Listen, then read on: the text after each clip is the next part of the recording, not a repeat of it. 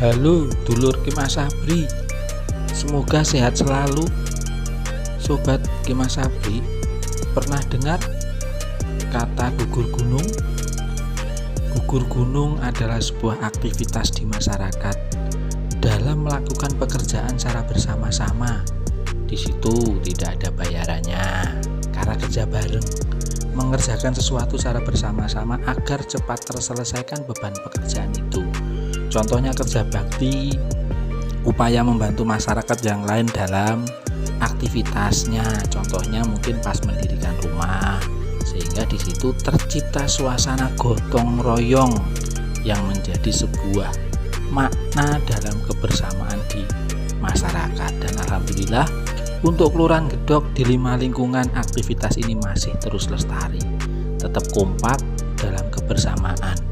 Semoga aktivitas ini tetap akan terus dipertahankan sampai ke anak cucu nanti. Terima kasih, selamat bekerja dan berkarya. Salam literasi Kim Asabri, Kelurahan Gedok.